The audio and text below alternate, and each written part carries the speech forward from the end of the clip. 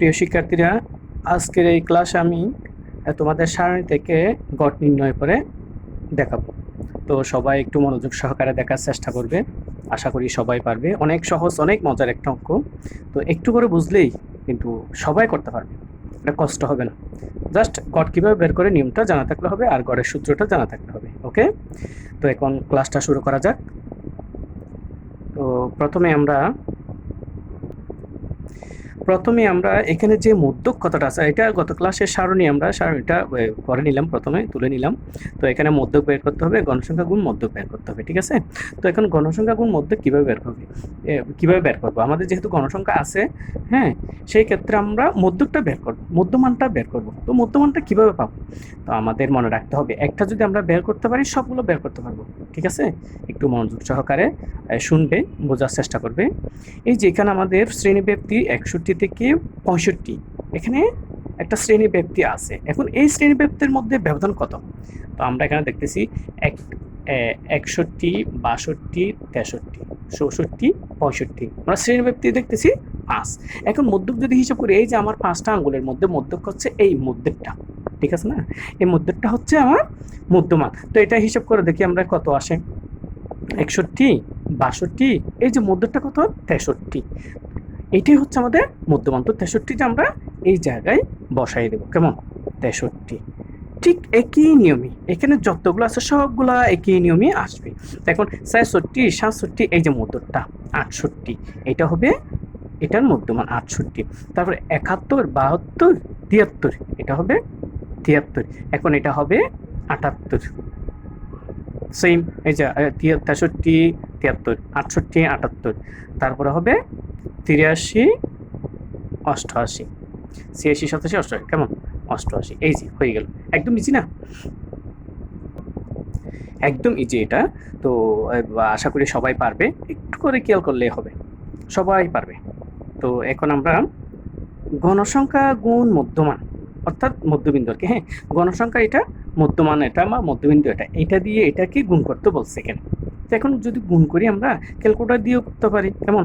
তো আমরা এমনি হাতেও করতে পারি। তো এখানে যদি হাতে করি, দেখো 2, 3, 3 দুগুণ 6, তারপরে 6 দুগুণ 12, 126, 5 8 40, 0 হাতে 4, 530, 30 আর 4 34, কেমন?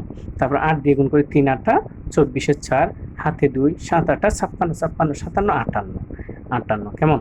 তারপরে হচ্ছে 5 8 40, 40, 0, 5 7 35, 35 আর 4 39, কেমন? তারপরে এটা 3 3 3 9, তারপরে 3 8 24, কেমন? তারপর হচ্ছে 2 8 দুগুণ 16, 6 8 দুগুণ 16, 16 আর 1 17, ব্যাস হয়ে গেছে, একদম ইজি।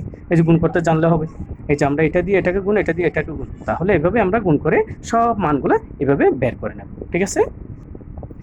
তাহলে এবার আমরা এখানে গণসংখ্যা গুণ মধ্যমান যেগুলো পেয়েছি, এগুলো একটা ক্যালকুলেটর দিয়ে আমরা যোগ করি। যোগ করে আমরা পাচ্ছি কত? 1865। কত পাচ্ছি? 1865। ব্যাস, এখন আমাদের কাজ প্রায় শেষের দিকে। এই যে আমরা এই টোটাল গণসংখ্যা দিয়ে, এই যে এখানে গণসংখ্যা গুণ মধ্যমান যেটা আমরা টোটাল পেয়েছি, এটাকে ভাগ করলেই আমরা সাধারণভাবে কি পেয়ে যাচ্ছি? সারণী থেকে গড় পেয়ে যাচ্ছি। তাহলে এখানে আমরা লিখব, আমরা জানি গড় সমান, সরাসরি আমরা এখানে কি দেব? 1865, নিচে দেব আমরা 25। এটা সাধারণভাবে আমরা গড় করে ফেলতে পারি। এটা গাণিতিকভাবে গড় আমি এরপরের ক্লাসে দেখাবো, ওকে, কীভাবে গাণিতিকভাবে গড় বের করা হয়। তো এখন এটা দিয়ে আমরা যদি এটাকে ভাগ করি, ভাগফল কত আসে আমরা একটু ভাগ করে দেখি, ঠিক আছে? হ্যাঁ, এখন আমরা ভাগ করে মানটা পেয়েছি, সেটা হচ্ছে, যে মানটা পেয়েছি সেটা হচ্ছে 74.6। এটাই হবে আমাদের নির্ণেয় সারণী থেকে প্রাপ্ত গড়, ওকে। এই যে আমি আজকে যে সারণীটা থেকে গড় বের করে দেখাইছি, এভাবে যদি তোমরা কি করো, প্র্যাকটিস করো, তাহলে সারণী থেকে গড় বের করা একদম ইজি। অনেক মজার একটা চ্যাপ্টার এটা, এবং অঙ্কগুলো অনেক মজার। তো আশা করি আমি তোমাদের বোঝাতে পেরেছি। তো সবাই একটু বারবার প্র্যাকটিস করবে। তোমার সহপাঠী যারা আছে, যাদের সাথে তোমার আইডির সাথে আছে, ফ্রেন্ড আছে, তাদেরকেও এই ভিডিওটা শেয়ার করে জানিয়ে দেবে, ওকে। তো সবাই আমার সাথে থাকবে, আশা করি আমি তোমাদের সামনের যে ক্লাসগুলো করব সেগুলো তোমাদের কাছে পৌঁছে দিতে পারবো। ওকে, আজকের মতো এই ক্লাসটা থেকে বিদায় নিচ্ছি। আল্লাহ হাফেজ।